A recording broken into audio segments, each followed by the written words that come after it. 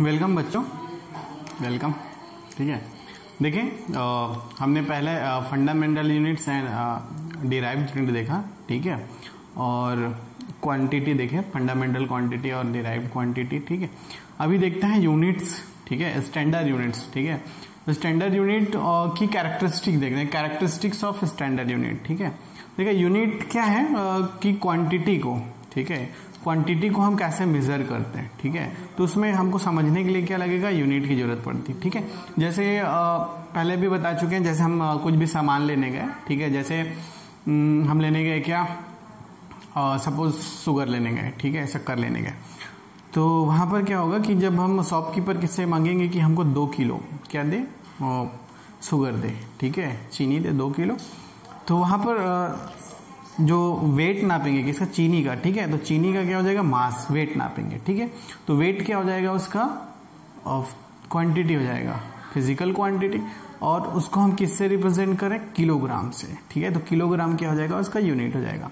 तो यहां पर हम कैरेक्टरिस्टिक देख रहे हैं, स्टैंडर्ड यूनिट। स्टैंडर्ड यूनिट कहने का मतलब कि स्टैंडर्ड यूनिट होना चाहिए कि सपोज पहले भी एग्जांपल दे चुका हूं, कैसा कि अगर करेंसी है, ठीक है, अगर करेंसी है तो करेंसी को समझने के लिए, जैसे बंगाल में हम चले गए तो वहां पे टका बोले तो टका को नहीं समझ में आया, छत्तीसगढ़ में आए तो यहाँ कोरी बोले तो नहीं समझ पाया, कि बंगाल वाला जो है छत्तीसगढ़ के करेंसी को नहीं समझ पा रहा है, और छत्तीसगढ़ वाला जो है बंगाल के करेंसी को नहीं समझ पा रहा है। ठीक है, तो वहां पर एक स्टैंडर्ड यूनिट की जरूरत पड़ी, क्या, रुपीज। ठीक है, तो उसको फिर हम क्या करें, रुपए में। अब 2 रुपए छत्तीसगढ़ में भी समझ जाता है और वेस्ट बंगाल में भी 2 रुपए समझ में आ जाता है। तो स्टैंडर्ड यूनिट कहने का मतलब कि ऐसा यूनिट जो सभी कोई समझे और सभी एक्सेप्टेबल हो, सभी उसको एक्सेप्ट करें। क्लियर है?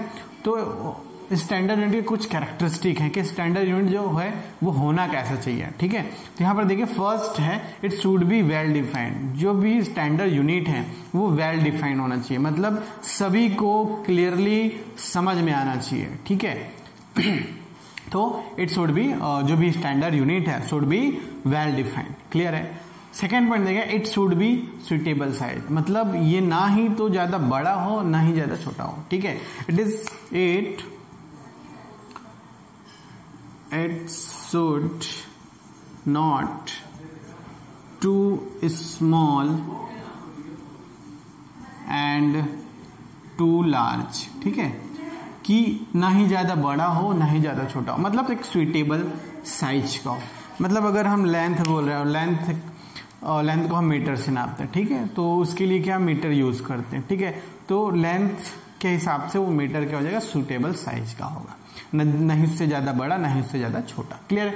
ये पर देखिए, it should not change with time and place. ठीक है, अगर हम टाइम प्लेस मतलब जो भी स्टैंडर्ड यूनिट है वो बार बार चेंज नहीं होना चाहिए। ठीक है, समय के हिसाब से ना चेंज हो, कि प्लेस के हिसाब से, जैसे हम कहाँ पे छत्तीसगढ़ में, छत्तीसगढ़ से अगर हम बाहर जाते हैं तो बाहर में जो है दूसरे, मतलब जो है दूसरा स्टैंडर्ड यूनिट ऐसा ना हो। ठीक है, इसके लिए स्टैंडर्ड यूनिट लगता है। तो स्टैंडर्ड यूनिट अपना बनाना कैसे चाहिए, तो टाइम और प्लेस के हिसाब से चेंज नहीं होना चाहिए। ठीक है, वहीं पर देखें, it should not be affected by the change in physical condition. ठीक है, physical condition such that, physical condition का मतलब यहां पर है प्रेशर से। ठीक है, जो भी उसका वेदर प्रेशर है उससे, टेम्परेचर से। ठीक है ना, टेम्परेचर प्रेशर जो है वो चेंज नहीं होना चाहिए। ठीक है, मतलब सॉरी, और टेम्परेचर प्रेशर जो है उसको अफेक्ट नहीं करना चाहिए, अनअफेक्टेड हो। ठीक है, तो it should not be affected by the change in physical condition such that pressure and temperature. Clear है? देखें, उसके बाद देखें fifth point, it should be acceptable to all. ठीक है, मतलब कि स्टैंडर्ड यूनिट ऐसा होना चाहिए जो सभी एक्सेप्ट करे। ठीक है, सभी के लिए मान्य हो। ठीक है, वहीं पर it should be easily convertible in other similar units. ठीक है, कन्वर्ट आराम से हो सके, जैसे हम करते हैं ना कि इंच को मीटर में कन्वर्ट करते हैं, मीटर को इंच में कन्वर्ट करते हैं, रुपीस को पैसे में कन्वर्ट करते हैं, पैसे को रुपीस में कन्वर्ट करते हैं। तो सिंपल जो है सेम यूनिट का कन्वर्टेबल होना चाहिए। क्लियर है? तो हमारा जो स्टैंडर्ड यूनिट है वो कैसा होना चाहिए, तो जो जैसा हमको स्टैंडर्ड यूनिट चाहिए उसी को हम क्या बोलेंगे, characteristic of standard unit. Clear है? देखें, इट शुड बी, फिर से दोहरा रहा हूं, it should be well defined, it should be suitable size, not change with time and place, and unaffected by the physical condition like pressure and temperature, acceptable to all, and it should be easily convertible in other similar units। Clear है? ये आपके क्या है, characteristics of standard units. Okay,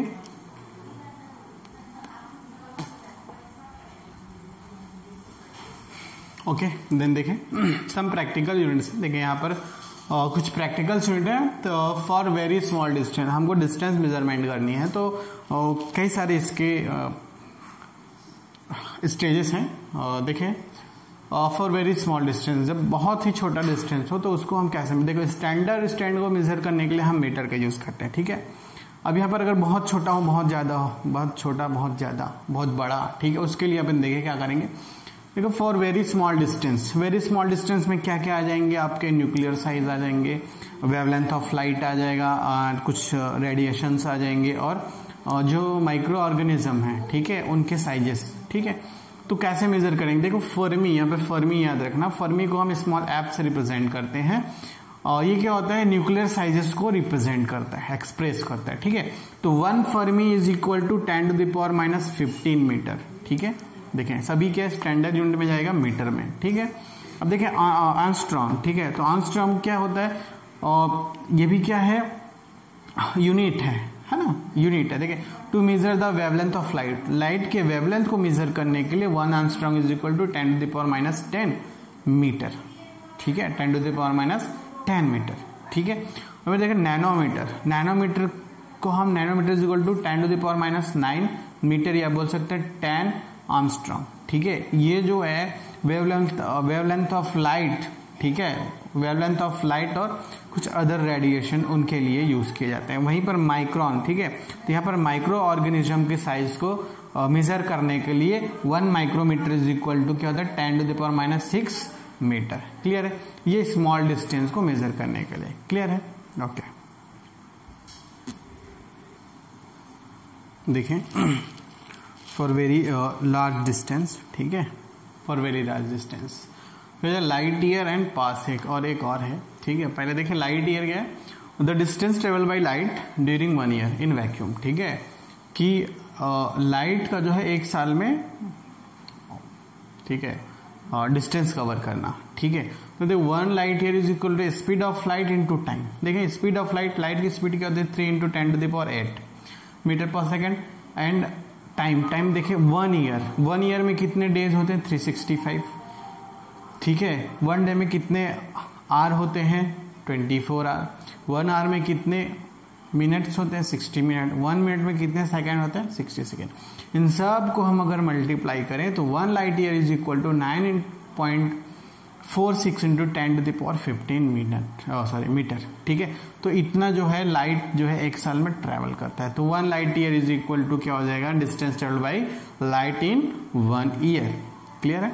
और देखो वही parsec, देखें parsec क्या होगा, 1 parsec is equal to 3.08 × 10⁻16 metre. देखो पार्सेक का होता क्या है, पार्सेक मतलब क्या होगा, लाइक ये सन है और ये अर्थ है। ठीक है, ये क्या है, अर्थ है और ये सन है, तो सन और अर्थ की, ठीक है, देखो सन से अगर अर्थ से अगर हम एक आर्क काटें तो यहाँ से सन और अर्थ का जो मेन डिस्टेंस है, सन और अर्थ का जो मेन डिस्टेंस है, इस मेन डिस्टेंस पर अपन एक आर्क काटे तो आर्क का जो रेडियस होगा उसको हम क्या बोलेंगे, 1 पार्सेक बोलेंगे। देखिए यहाँ पर डेफिनेशन भी दिया हुआ है, if an arc of length equal to mean distance between sun and earth makes an angle of 1 second, 1 second का जिस पॉइंट पर एंगल बनाएगा, ठीक है, जिस पॉइंट पर 1 सेकेंड का एंगल बनाएगा, वो जो रेडिकल डिस्टेंस है उसी को हम क्या बोलते हैं, पार्सेक बोलते हैं, 1 पार्सेक बोलते हैं। ठीक है, क्लियर है? 1 light year is equal to 9.46 × 10⁻15 metre, and parsec 1 parsec is equal to 3.08 × 10⁻16 metre. देखिए इसको अभी हम क्या करेंगे, कैलकुलेट भी करेंगे। ओके, चलिए देखें कैलकुलेट कर रहे हैं इसको। ठीक है, देखें और जो हमारा था क्या था, रेडियस ये था, ये क्या अर्थ है, इसका ये सन का जहाँ पर डिस्टेंस दिया है, दोनों का मीन डिस्टेंस दिया हुआ है 1.496 इंटू 10⁻11 मीटर। ध्यान देंगे यहाँ पर हम फॉर्मूला लगा रहे हैं angle means theta equal to arc क्या है अपना एस, ठीक है, जो मीन डिस्टेंस है, क्लियर है, एंड रेडियस, ठीक है, रेडियस जो रेडिकल डिस्टेंस है ये, इस रेडियस की वैल्यू निकालेंगे, यही रेडियस क्या हो जाएगा, पार्सेक बनेगा, 1 पार्सेक। तो देखो R is equal to S by theta, तो यहाँ पर 1 सेकेंड का एंगल बना रहा है, ठीक है, तो यहाँ पर देखिए एस क्या हो जाएगा, इस आर का डिस्टेंस हो जाएगा, ठीक है, और 1 सेकेंड का क्या हो जाएगा, 1 सेकेंड को हम जब रेडियस में कन्वर्ट करेंगे तो 1/360 इंटू पाई बाई 180 रेडियन में कन्वर्ट हो जाएगा। अभी हम आर एस के जगह में हम वैल्यू पुट कर देंगे 1.496 इंटू 10⁻11 मीटर, और थीटा की जगह वैल्यू पुट कर देंगे क्या, ये, ठीक है, इसको पुट कर देंगे, ठीक है, इसको हम क्या करें रेडियन में, ये एंगल बना, इसको रेडियन में कन्वर्ट किए पाई बाई 180 से, तो ये आपको इसको सॉल्व करेंगे कितना आएगा, रेडिकल जो डिस्टेंस है 3.08 इंटू 10⁻16, यही क्या हो जाएगा 1 पार्सेक, क्लियर है। देखिए यहाँ पर क्लियर है ना ये, ओके। देखिए एस्ट्रोनॉमिकल यूनिट क्या होता है, the average distance between earth and sun, ठीक है, अर्थ और सन के बीच में जो एवरेज डिस्टेंस है उसको हम एस्ट्रोनॉमिकल यूनिट बोलते हैं। तो 1 astronomical unit is equal to कितना हो जाएगा 1.496 इंटू 10⁻11 मीटर, ठीक है, ये इस वैल्यू को आप सभी याद रखेंगे, क्लियर है, ओके।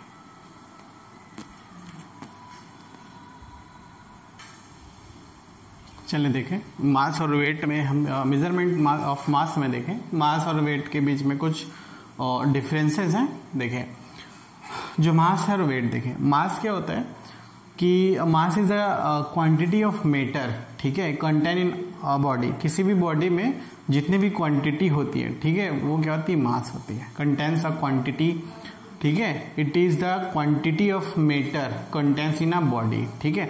वहीं पर जो वेट है, वेट क्या होता है, फोर्स होता है। देखिए क्या होता है, it is the force which body is attracted toward the centre of the earth, centre of the earth पे जो बॉडी अट्रैक्ट हो रहा है उसको हम क्या बोलते हैं, वेट बोलते हैं। वेट मतलब समझिए कि एक फोर्स है, ठीक है। देखिए वेट को किससे रिप्रेजेंट करते हैं, W is equal to mg, weight is equal to mass into gravity, ठीक है जी। तो यहीं पे देखो वो क्या हो जाता है, फोर्स हो जाता है, ठीक है।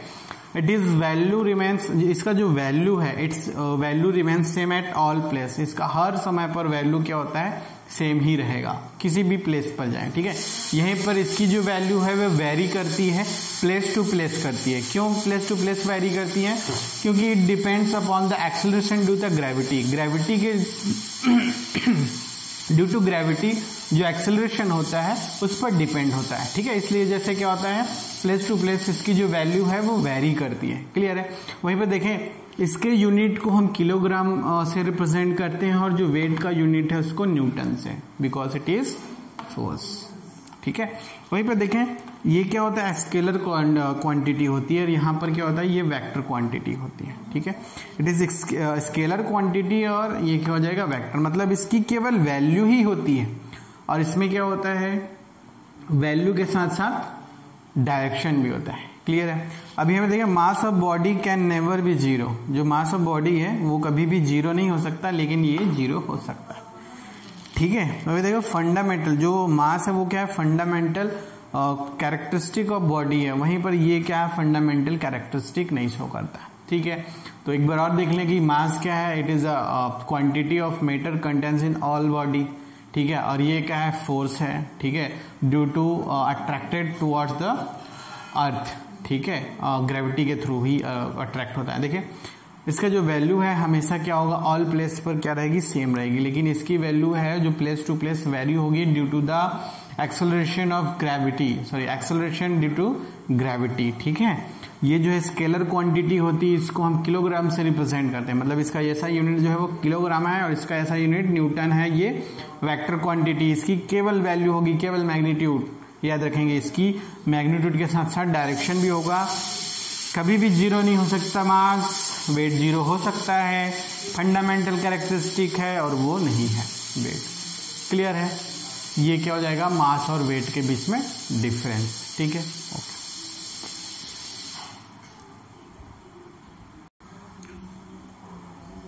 ओके बच्चों, देखो यहाँ पर ध्यान से देखना, यहाँ पर कुछ बॉडीज हैं, ठीक है, there are some bodies and their mass in kilogram, ठीक है। तो यहाँ पर देखो, सबसे पहले देखें, माइक चालू है, चलो ठीक है, ध्यान देना, जो इलेक्ट्रॉन का साइज है, देखिए इलेक्ट्रॉन का जो मास है वो कितना होता है, 10 to the power -31 किलोग्राम। कितना? 10 to the power -31 किलोग्राम, ठीक है। तो प्रोटॉन जो है इलेक्ट्रॉन से हैवियर है, ठीक है, 10 to the power -27 kilogram. Cell, ठीक है, ये प्रोटॉन से हैवी होते हैं, 10 to the power -10 किलोग्राम। फिर dust particles 10 to the power -9 kilogram, ठीक है। सबसे छोटा क्या है आपका इलेक्ट्रॉन, स्मॉलेस्ट पार्टिकल, ठीक है, और यूनिवर्स, ठीक है, कितना होता है इसका जो मास है वो 10 to the power -31 किलोग्राम। वहीं पे प्रोटॉन इससे हैवियर है, सेल प्रोटॉन से हैवियर है, डस्ट सेल से हैवियर है, ठीक है। मॉस्किटो देखो बच्चों, मॉस्किटो को जो साइज है 10 to the power साइज बोलता हूँ, मास है, वेट है 10 to the power -5 किलोग्राम का है, ठीक है। वे जो फ्रॉग है 10 to the power -1 किलोग्राम, और जो मैन है, जो ह्यूमन बीइंग है, ठीक है, कितने हैं, ये जो है एवरेज बताया जा रहा है 10 to the power 2 kilogram. Way moon का जो वेट है वो कितना है, मास 10 to the power 23 किलोग्राम। अर्थ 25 मतलब 10 to the power 25 किलोग्राम। सन भारी होते जा रहा है, देखो हैवी होते जा रहा है, 10 to the power 30 kilogram. Galaxy 10 to the power 41 kilogram. वहीं पर universe 10 to the power 55 kilogram. ये क्या है, मास ऑफ बॉडी, ठीक है, सेवरल्स बॉडी। तो ये अलग अलग हैं, देखें, और जो स्मॉलेस्ट पार्टिकल हैं, electron, proton, cell, dust particle, ये सारे क्या हो जाएंगे, इस माइनस में जा रहे हैं, देखो माइनस, फ्रॉक तक माइनस में जा रहा है, फिर यहाँ से बढ़ते जा रहे हैं, ठीक है। इस चीज को याद रखेंगे, body and masses of body in kilogram. Okay बच्चों, तो आज का लेक्चर यहीं पर अपन एंड करते हैं। आज हमने जो भी पढ़ा उसको एक बार रिवाइज करें और keep studying with apex international school. Thank you.